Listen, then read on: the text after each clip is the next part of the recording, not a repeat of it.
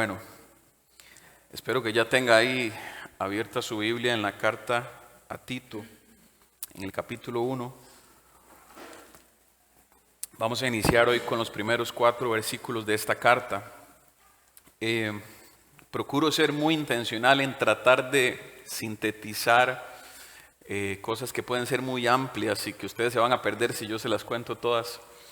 Y tratar de traer solo las cosas más relevantes, más importantes que tengan que ver con el mensaje. Hay mucho contexto que hablar, pero trataré de mencionar solo aquello que sea muy importante y relevante. Y conforme vamos estudiando la carta, vamos a ir tomando otras cosas del contexto, ¿está bien? Entonces, bueno, antes de leer, es necesario entender que la carta la escribe el apóstol Pablo.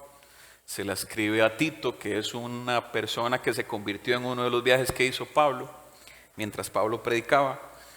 Y Tito en este momento es el líder de la iglesia en un lugar, en una isla que se llama Creta. Otro aspecto importante es que Tito fue un cristiano de trasfondo gentil. Los gentiles somos todos nosotros, cualquiera que no sea judío. Si encuentra esa palabra en la Biblia, casi siempre va a significar eso, una persona que no es judía, son gentiles. Tito era gentil, se convirtió en uno de los viajes de Pablo a Antioquía de Siria. Mientras Pablo predicó ahí, Tito se convirtió ahí.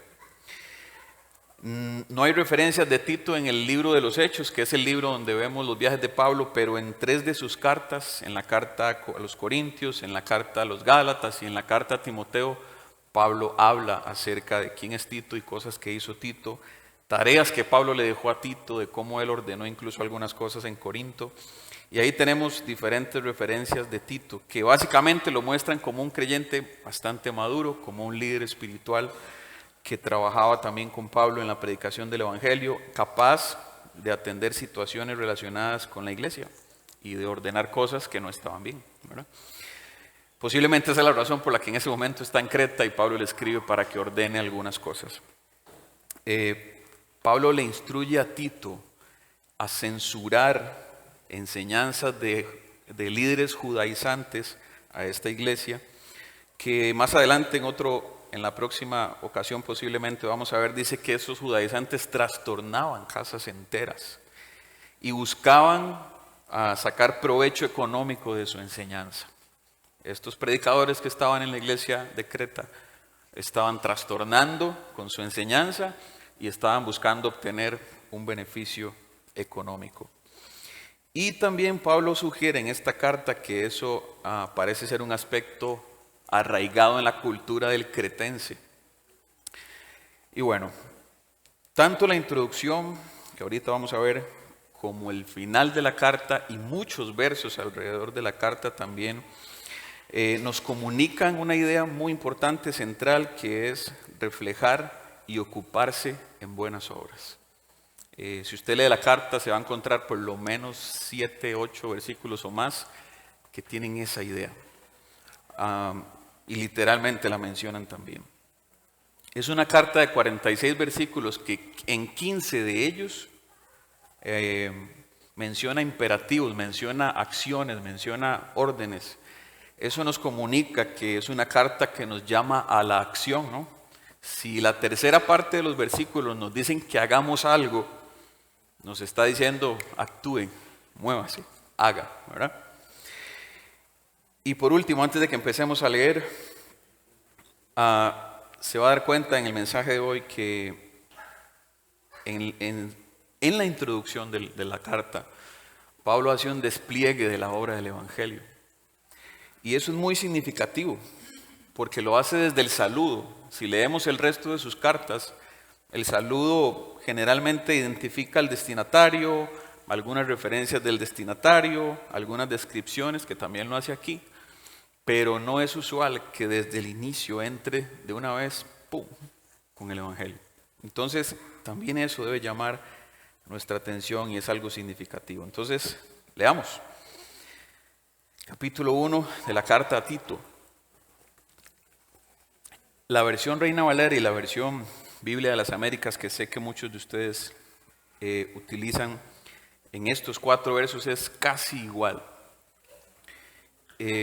y yo decidí escoger la Reina Valera porque hay dos palabras en particular que son distintas, que son un pequeño detalle, pero me ayudan a transmitir mejor la idea. Y se van a dar cuenta cuál es. Simplemente en una dice en y la otra dice con. Y en una dice por y la otra dice por medio. Y son dos detalles que van a ver son importantes. Verso 1.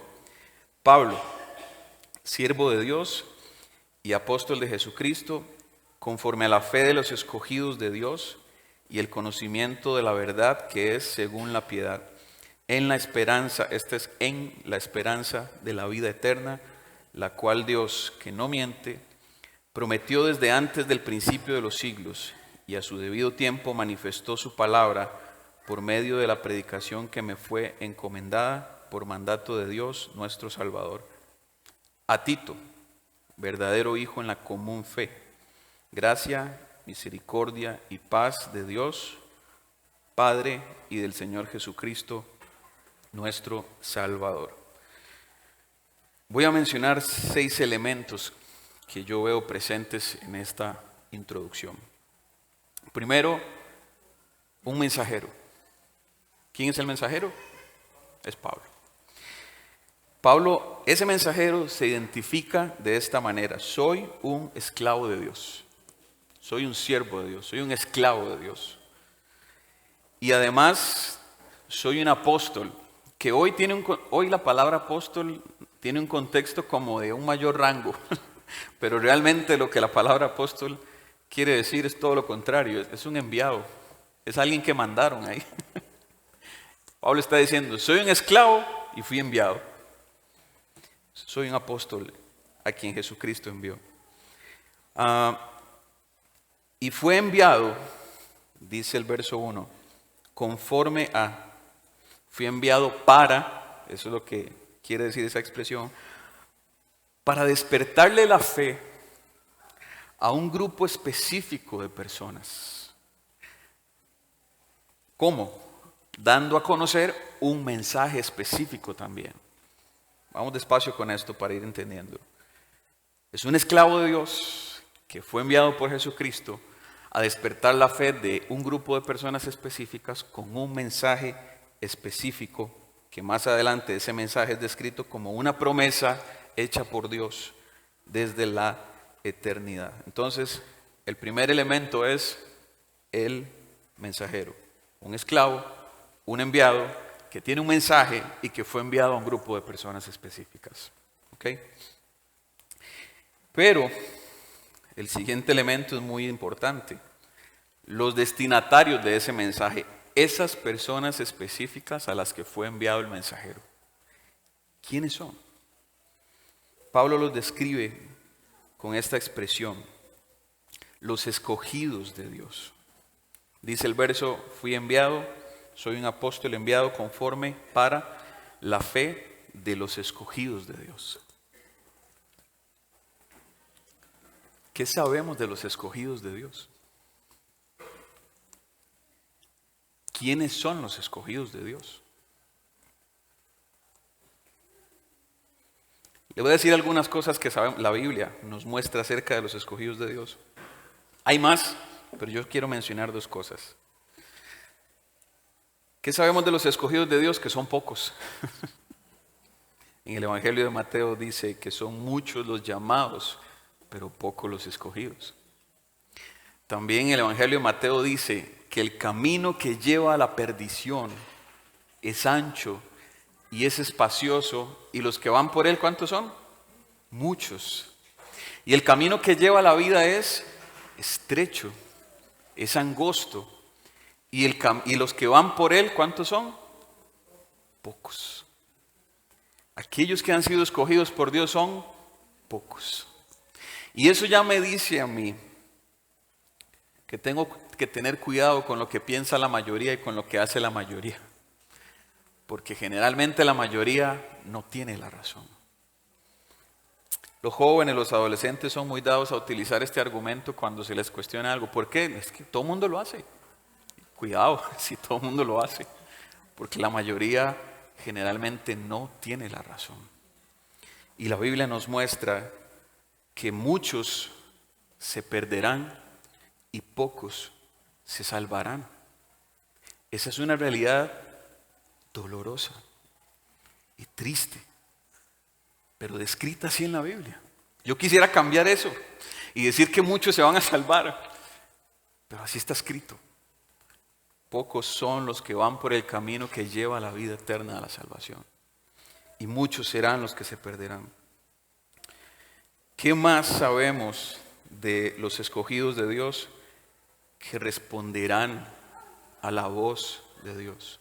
Que responderán al llamado cuando escuchen la voz del Dios que los escogió. Pero entonces, ni Pablo, ni usted ni yo, ni ningún hombre sabe quiénes son aquellos a los que Dios ha escogido. No lo sabemos. No lo sabemos. Podemos tener evidencia de quienes ya han sido regenerados y pertenecen a la iglesia de Cristo, y aún así algunos que hoy pertenecen a congregaciones y consideramos hermanos de la iglesia, puede ser que nos estemos equivocando y al final ellos ni siquiera terminen siendo de aquellos que se van a salvar, y nosotros creemos que sí. Tenemos instrucciones en la Biblia que nos ayudan a pesar y darnos cuenta si alguien ha sido regenerado o no, pero siempre habrá un juicio subjetivo de parte nuestra en esa, y pueden haber cosas que nosotros no vemos en el corazón de alguien que nos parece ha sido regenerado, y el tiempo nos haga ver que estábamos equivocados. Entonces, es muy osado pensar que podemos tener certeza de quiénes han nacido de nuevo y quiénes han sido regenerados y quiénes son parte de estos escogidos de los que habla Pablo en este y muchos otros textos. Pero ¿y de los que todavía no han creído? De los que todavía no han dicho sí a la voz de Dios al llamarlos de su pecado y de su muerte, ¿cómo sabemos quiénes son? ¿Cómo sabemos a quién dirigirnos? ¿Cómo sabemos a quién llevar este mensaje? ¿Cómo sabemos entre tanta multitud de personas quiénes de esos han sido seleccionados por Dios para ser salvos? ¿Cómo lo sabemos? No lo sabemos. No lo sabemos. Una errónea comprensión de la doctrina de la elección, que es esta: Dios ha elegido, tiene escogidos, hace que algunos se pregunten esto: si ya Dios escogió a quienes se van a salvar, entonces ¿para qué vamos a predicar? Por un lado, algunos rechazan la elección porque no le encuentran una respuesta a esta pregunta y les parece un absurdo que Dios haya reservado su salvación solo para algunos. Otros, por otro lado, toman una actitud pasiva, también con una comprensión errónea de la elección. Toman una actitud pasiva ante la predicación, ante la necesidad de la predicación del Evangelio, porque consideran que Dios se va a encargar de traer esas personas hacia Él. No, si Dios ya sabe quiénes son los que se van a salvar, Él los va a traer a Él. Y eso los pone en una posición pasiva frente a la necesidad de transmitir, y comunicar y predicar el Evangelio, y que los que están allá perdidos hoy, pero que Dios ha escogido, escuchen ese mensaje. Si esto realmente fuera así, entonces yo me pregunto, ¿qué sentido tuvo y qué pérdida de tiempo la del apóstol Pablo de hacer tantos viajes para ir a predicar el Evangelio a todo el lugar donde lo fue a predicar? Si Dios se va a encargar de traer a todos aquí a donde está Él, si nosotros como iglesia tenemos que quedarnos aquí esperando a que Dios traiga a la gente que se va a salvar, entonces, ¿para qué Pablo anduvo viajando y predicando en pueblos y lugares? Habría perdido su tiempo. Pero como ni usted ni yo ni nadie sabe quiénes son los que Dios ha escogido, tenemos una orden y un mandato de ir a predicarle a todos, porque dentro de esos todos están aquellos a quien Dios despertará su oído y su corazón y salvará. Entonces yo no puedo pensar y quedarme en una postura pasiva esperando que Dios traiga a los que Él va a salvar, porque la iglesia la dejó para ir a buscarlos más bien. Para ir a buscar al que está perdido, para ir a buscar al que no ha escuchado el mensaje del Evangelio. Si así fuera, Pablo entonces perdió su tiempo Y todos los misioneros que conocemos y tenemos historia de ellos también han perdido su tiempo y han esforzado y desgastado sus vidas en vano. Hay que entender bien de qué se trata la elección. No nos puede poner en una posición pasiva. Tercer elemento que vemos en este texto, el mensaje. Vimos el mensajero, vimos a quiénes va dirigido ese mensaje, que aunque dice quiénes son, no sabemos quiénes son. ¿Y cuál es el mensaje como tal? ¿Cuál es el mensaje en sí? Está descrito como una promesa que es refrendada por Dios mismo. Dice el verso 3 que, leamos del verso 1 y 2, hay que unir esto. Pablo, siervo de Dios y apóstol de Jesucristo, conforme a la fe de los escogidos de Dios y el conocimiento de la verdad que es según la piedad, esta es una expresión muy importante. Hay una expresión en medio que separa un poco las ideas y por eso es importante leerlo junto. Soy un apóstol conforme a la fe de los escogidos, ¿en qué? En la esperanza de la vida eterna. La fe de los escogidos se basa en la esperanza de vida eterna. El mensaje es una vida eterna. La predicación va dirigida a decirle a la gente, hay una promesa que hizo Dios, algo que el mismo Dios prometió, y lo prometió desde antes de que todos nosotros naciéramos, desde antes de fundar el mundo. Él seleccionó una promesa, y la promesa es vida eterna para sus escogidos. Dios que no miente, dice Pablo. Eso lo que está diciendo es, este mensaje, esta promesa es segura, es confiable, es fidedigna, porque la prometió Dios, porque es algo que dijo Dios y que Él prometió desde antes de los tiempos, desde antes del principio de los siglos, desde tiempos eternos, creo que dice la otra versión. Esto sugiere dos cosas. Primero, que la promesa es segura. Y segundo, que tiene un alcance de todas las generaciones. Desde el primer hombre hasta el último, que no sabemos cuál va a ser, esta promesa cubre a todas estas generaciones. El mensaje es para todas estas generaciones. Y dado que el mensaje es una promesa de algo que no se ha cumplido, implícitamente está hablando de algo que es futuro. La vida eterna está hablando de algo que es futuro, de algo que aún no se ha cumplido. Entonces el mensaje, ¿hacia dónde nos debe apuntar? No hacia cosas que vemos hoy, no hacia cosas que podamos encontrar o disfrutar hoy, sino algo que estamos esperando alcanzar y está allá, en el futuro, adelante, cuando termine nuestro camino, cuando termine nuestra carrera, no en el hoy y en el ahora. Entonces, cualquier mensaje, cualquier predicación, cualquier persona que se pare en un púlpito o en redes sociales e intente poner nuestra mirada en cosas de este mundo, en cosas pasajeras, en cosas terrenales, está muy lejos de exponer el evangelio que Dios quiso darnos a conocer a través de la predicación del evangelio. Porque la predicación del evangelio apunta a cosas eternas. Como cantábamos ahora, buscamos un reino, buscamos una ciudad fundada por Cristo, libre del mal. No busques el gozo en lo terrenal, ni esperanza en lo que es temporal. Aquí no está lo que Dios nos prometió a nosotros. No hay cosa en este mundo que pueda satisfacernos, porque lo que Dios nos prometió no está en este mundo. No hay nada que Dios haya querido darnos que esté en este mundo. La promesa de Dios tiene que ver con cosas eternas. Entonces, el evangelio en sí mismo desecha cualquier mensaje tan comúnmente escuchado hoy relacionado con la prosperidad. con los predicadores que quieren venderle que lo que Dios quiere hacer con usted es prosperarlo y darle mucha plata y muchos bienes y muchas propiedades y mucho dinero. De eso no se trata.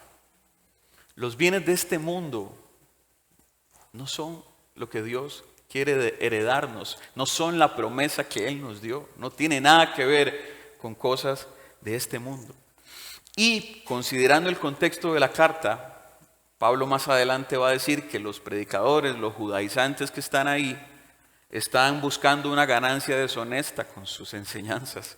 Entonces también menciona esto para descartar, para desestimar la intención que tienen estos predicadores de obtener dinero a través del mensaje del Evangelio.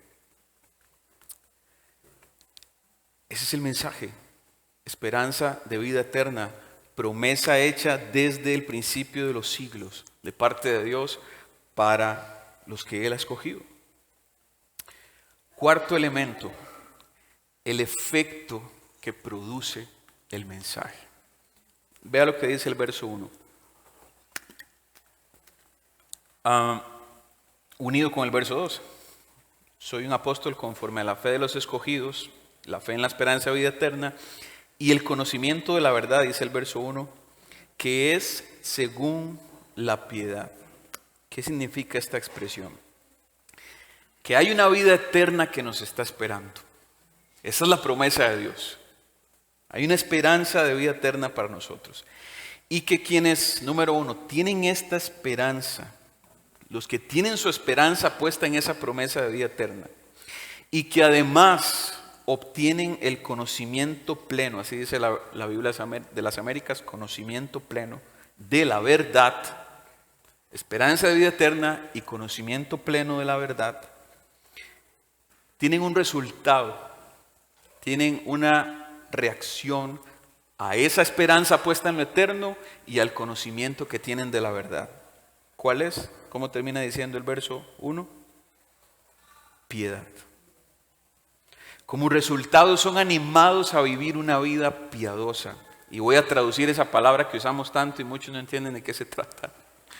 La piedad es una vida de devoción a Dios. La piedad es una vida de santidad. La piedad es una vida que busca actuar en buenas obras que reflejen lo que Dios hizo en el corazón de una persona.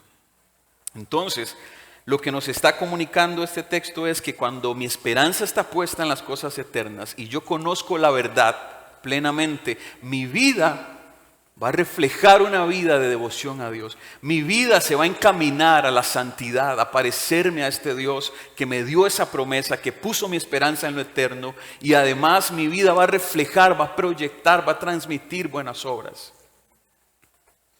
Y como les dije al inicio, se van a dar cuenta que una de las ideas centrales de esta carta tiene que ver con un llamado a reflejar buenas obras como producto de haber sido salvados, rescatados, habiendo tenido una esperanza eterna y de haber conocido la verdad. La fe de los escogidos y el conocimiento que tienen de Dios se evidencia en una vida de santidad y de buenas obras, de buenas acciones. Quiero traer a la memoria y recordar este mismo principio que nos dice el apóstol Juan en la primera carta de Juan, ahí un poquito más adelante de Tito. Hace unas semanas compartimos un mensaje acerca de Juan capítulo 3, nacidos de Dios, ¿recuerdan? Leímos este verso. Dice primera de Juan 3:2, amados, ahora somos hijos de Dios y aún no se ha manifestado lo que hemos de ser. Pero sabemos que cuando Él se manifieste seremos semejantes a Él, porque le veremos tal como Él es. Y ojo el verso 3. Todo aquel que tiene esta esperanza en Él, ¿cuál esperanza? La de que se manifieste lo que vamos a hacer, la esperanza de la vida eterna, la esperanza de ser como Él, la esperanza de verlo a Él cara a cara, dice el verso 3. Todo aquel que tiene esta esperanza en Él, ¿qué hace? Se purifica a sí mismo.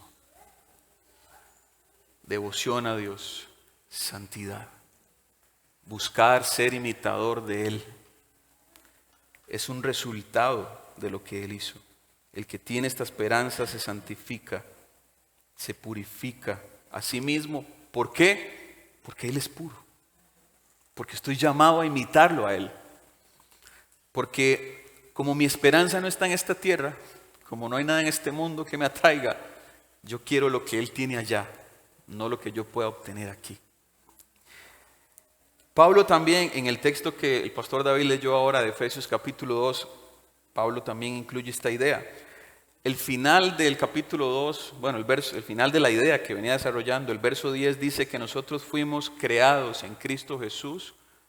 ¿Para qué? Para buenas obras.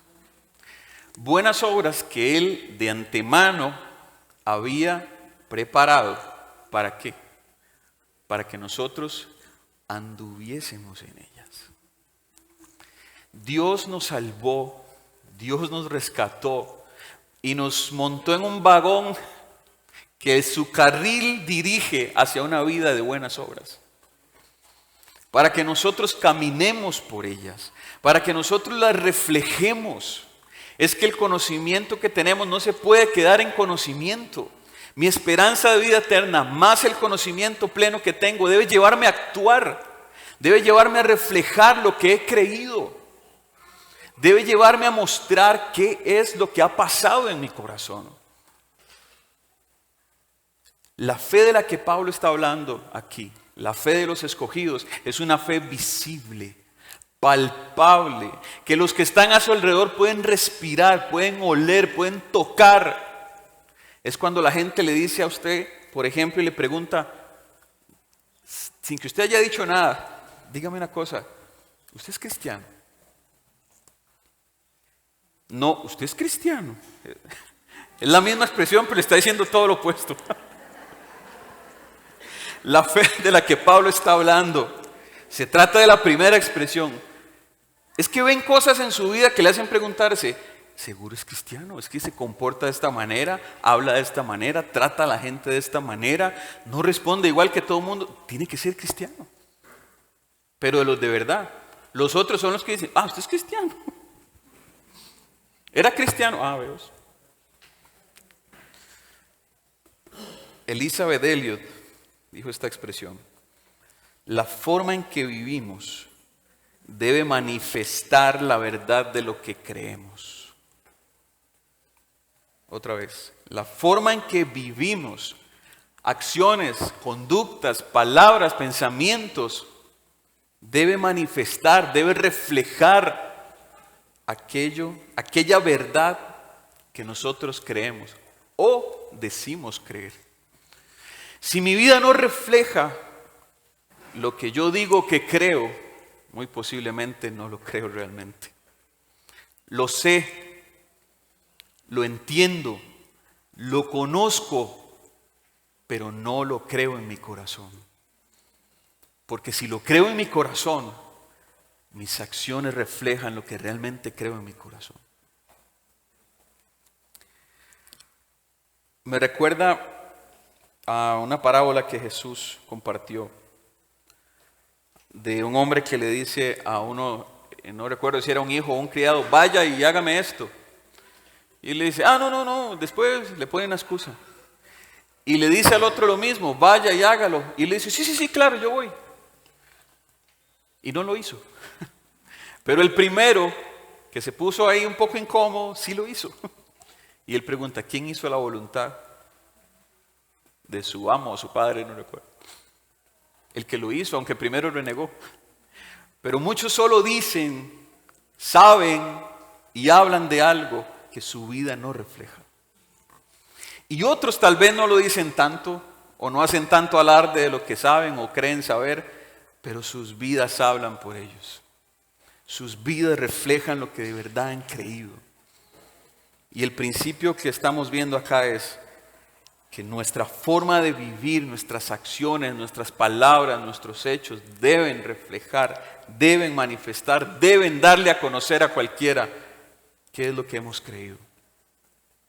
¿Qué es lo que realmente hemos creído? Amén. Entonces tenemos un mensajero, un destinatario, un grupo de destinatarios, un mensaje, un efecto que produce ese mensaje, y el quinto elemento que quiero que veamos es un encargo, una tarea, una responsabilidad.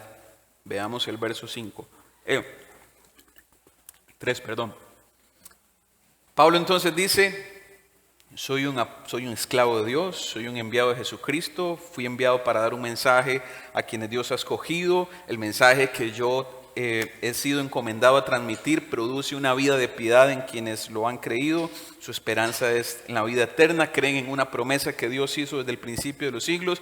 Verso 3, y que a su debido tiempo Dios manifestó, comunicó ese mensaje, esa promesa, manifestó su palabra, y quiero que preste atención a esa expresión, por medio de la predicación que dice Pablo, a mí me fue encomendada por mandato de Dios. No por una invitación, sino por un mandato. No fue una idea de Dios decirle: Pablo, si usted quiere, vaya y predique. Él dice, fue un mandato de Dios. El mismo mandato que usted y yo tenemos cuando vemos el final del Evangelio de Mateo, que el Señor está diciendo: toda potestad me es dada en los cielos y en la tierra, así que vayan y prediquen el Evangelio a toda criatura y hagan discípulos en todas las naciones. Eso, hermanos, no es una invitación, no es opcional, es un mandato. Entonces Pablo deja ver que hay un plan de Dios trazado para sus escogidos desde la eternidad, y que Dios determinó un medio, un canal, una forma de dar a comunicar ese plan por medio de ¿qué? De la predicación. Es el medio, es el canal que Dios determinó para darle a conocer ese plan a los que Él quiere que lo conozcan. Es la predicación del Evangelio. Esta es la razón que responde a la pregunta de muchos. Esa pregunta de que si Dios tiene a sus elegidos, ¿para qué predicamos y evangelizamos? Porque Dios dijo que la forma en la que ellos van a escuchar y van a responder es escuchando la predicación. Por eso predicamos. Por eso lo hacemos, porque hay alguien que necesita escuchar el mensaje para responder a él. Por eso lo hacemos, porque es el medio que Dios eligió. Porque Dios no hace con la varita mágica, pum, pum, pum, pum, usted es mío y ya. Dios mismo dijo cómo, y el cómo es: iglesia, hijos de Dios, prediquen el Evangelio, porque hay otros más que yo he escogido y quiero salvar, y lo quiero hacer a través de la predicación. Él bien podría simplemente hacer así, decir: venga, ustedes vienen y ustedes no. Pero escogió la iglesia y la predicación para hacer esa tarea. ¿Por qué? No sé, pregúntele usted a él si quiere. Pero Él es Dios, no nosotros. Y si Él dijo qué quiere y cómo lo quiere, nosotros decimos sí, amén, y lo hacemos. Ayer nos contaba el pastor William que cuando para este retiro de matrimonios que tuvimos ayer acá, en varias ocasiones, mientras se anunciaba en la iglesia el retiro, el pastor decía: quiero que todos los matrimonios estén en ese retiro. Y uno de los hermanos que venía es un hermano nicaragüense, y ustedes saben que en Nicaragua hay un contexto también de ejército que nosotros no tenemos en este país. Pero vea lo que es tener una mentalidad militar. Cuando el hermano que está anotando las parejas para ver si van a venir y si hay que guardarles campo y comida y todo eso, le pregunta a este hermano nicaragüense: ¿usted va a ir al retiro? Y le dice: ¿y por qué me pregunta? Si ya el pastor dio la orden desde adelante. Claro, es que no sé por qué me pregunta. Ya la orden está dada. Ya Dios dio la orden. Ya Dios dijo qué quería y cómo lo quería. ¿Será que tenemos que anotarnos en la lista a ver si lo hacemos?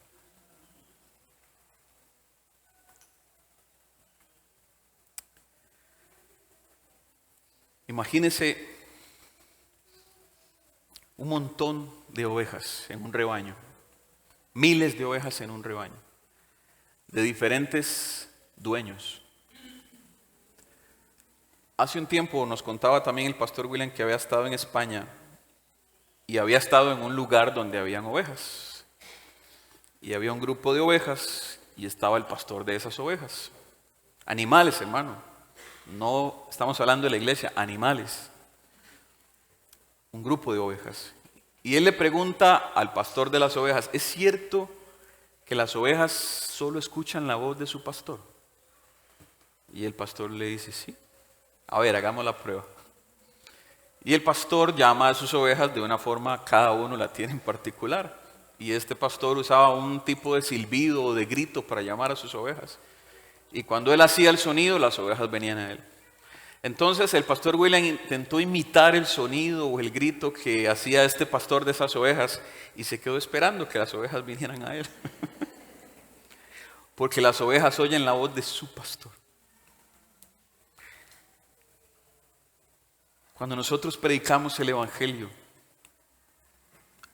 cuando nosotros salimos de las cuatro paredes de la iglesia, cuando nosotros compartimos en el trabajo, en la familia, con amigos, con compañeros el Evangelio, estamos lanzando la voz del pastor. Y en medio de miles de ovejas revueltas de diferentes rebaños, las que son de Dios van a escuchar la voz de Dios y van a responder al llamado de Dios. Aunque usted le insista 1000 veces con el llamado a una oveja que no es de Dios, ella no va a responder la voz de Dios. Pero eso no significa que por eso vamos a dejar de hacer el llamado a las ovejas. Eso no significa que vamos a dejar de lanzar el sonido y el llamado a las ovejas para que vengan a su padre, a su pastor. La tarea nuestra, el encargo para nosotros es predicar el Evangelio a todos, porque no sabemos quiénes de todos esos Dios ha escogido y va a llamar hacia Él a través de la predicación del Evangelio. Y si no hay predicación del Evangelio, ¿cómo van a responder a la noticia, al llamado? Dijo George Whitefield, como nosotros no podemos saber quiénes son elegidos y quiénes son reprobados, debemos predicar sin discriminación a todos. No podemos diferenciar en un rebaño de miles de ovejas cuáles son las del pastor A y las del pastor B y las del pastor C. Solo cuando cada uno de ellos las llame, ellas vendrán a su pastor. Mientras no sea así, ellas permanecerán revueltas y juntas. Tal vez la pregunta correcta que deberíamos hacernos es, si yo conozco el Evangelio que salva las almas, si yo sé que este es el mensaje que va a producir salvación en un hombre, en una mujer, la pregunta tal vez debería ser, ¿de qué maneras lo voy a comunicar? ¿Qué tan a menudo lo voy a comunicar? ¿En qué contextos lo voy a comunicar? ¿Lo voy a predicar? ¿En qué momentos lo voy a hacer? ¿A quiénes se lo voy a decir? ¿A cuántas personas le estoy predicando? Tal vez sería la mejor pregunta. En vez de preguntarme quiénes serán los que Dios ha elegido, porque nunca encontraremos esa respuesta. Hasta que lleguemos a la eternidad sabremos quiénes son. Y como no lo sabemos, deberíamos asumir que cualquiera que está a nuestro alrededor puede estar en esa lista. Y no porque alguien la primera vez me haya dicho no al mensaje significa que toda la vida le dirá que no al mensaje. Puede ser que una persona escuche por 100ª vez la predicación del Evangelio y ese día responda al mensaje. Por eso yo no puedo desechar a alguien y asumir que yo sé que este no es elegido. Yo no lo sé. Hoy no es elegido tal vez para mí, pero Dios sabe quién lo es y quién no. Y cuándo responderá al mensaje. Tal vez cabe preguntarnos, ¿por qué no lo estoy predicando entonces? Si sé que este es el mensaje que salva las almas del infierno, ¿por qué no lo estoy predicando? Si tengo un mandato, un encargo de parte de Dios de hacer esto, ¿por qué no lo estoy haciendo? Si así fuera, si yo no estuviese predicando el Evangelio, además de una comprensión equivocada de lo que es la elección, que es lo que lleva a muchos a no predicar, estoy desobedeciendo el mandato divino más relevante en la historia de la humanidad.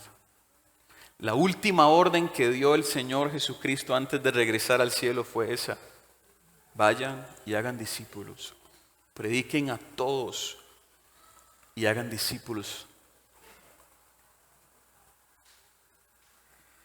Amén. Y el último elemento en el verso 4, una fe que es para proclamar a todos. Pablo termina diciendo, después de hacer este despliegue del Evangelio, después de presentarse y decir quién es y a quién se dirige y cuál es su mensaje, dice a quién le está escribiendo la carta. Dice, le escribo a Tito. Y describe quién es Tito o cómo es Tito. Dice, Tito es un verdadero hijo en la común fe. A usted, Tito, que es un verdadero hijo, no es una fe común, es la fe que tenemos en común. Es muy importante entender eso. No es una fe común y corriente, lo que está diciendo aquí es la fe que compartimos, la fe que tanto usted como yo tenemos. Eso se refiere a esa expresión. Tito, eres un verdadero hijo en la fe que tú y yo compartimos. A usted, verdadero hijo en la fe, le deseo gracia, misericordia y paz de parte de Dios, el Padre y de nuestro Señor Jesucristo, nuestro Salvador. ¿Qué está diciéndonos aquí? Dos cosas. Cuando Pablo dice que Tito es un verdadero hijo en la fe, está diciendo que Tito refleja y manifiesta lo que él acaba de exponer antes. ¿Qué es? Que la vida de Tito refleja lo que él cree.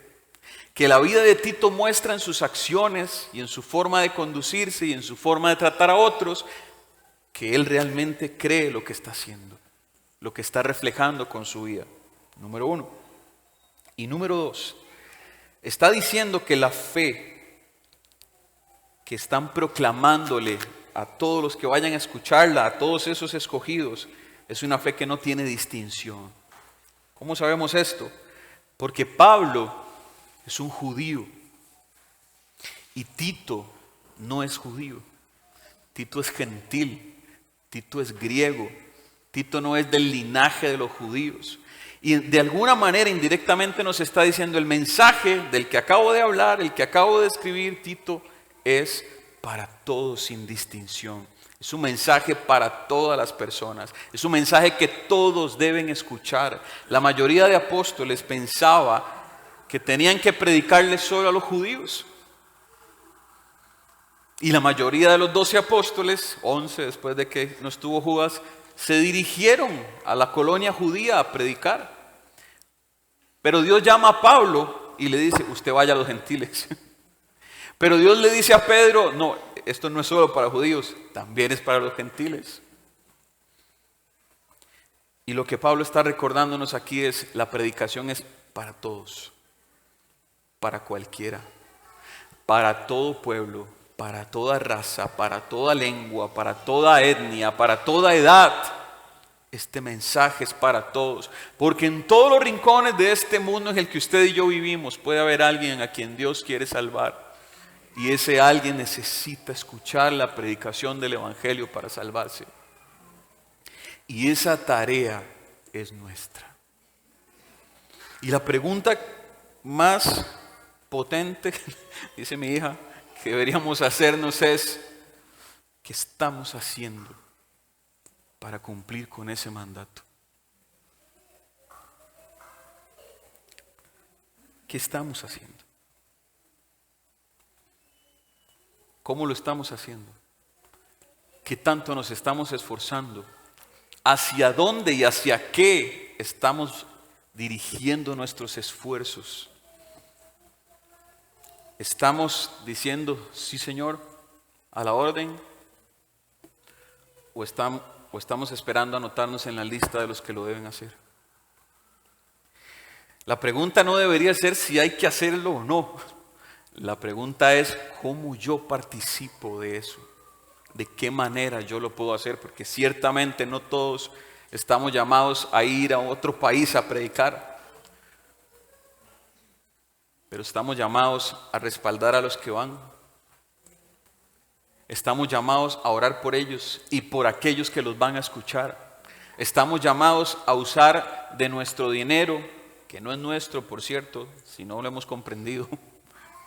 Es del Señor todo lo que tenemos. Estamos llamados a usar eso que Dios puso en nuestras manos para que los que sí van, para que los que Dios sí llamó a ir al lugar, puedan hacerlo y puedan sostenerse y puedan comer y puedan sobrevivir mientras hacen el trabajo de la predicación. De esa manera podemos participar. O puede ser que Dios sí le esté diciendo a alguno de ustedes, quiero que vaya. Y esos llamados son sobrenaturales. Pero a quien Dios llama para ir, el que es llamado entiende ese llamado. Yo puedo ir, o puedo orar, o puedo participar económicamente de quienes iban a ir. No tenemos una excusa para no cumplir el mandato que Dios nos dio. El encargo que puso en nuestras manos. Entendemos bien, realmente, que muchos están camino al infierno, a la perdición y a la condenación. Lo entendemos bien.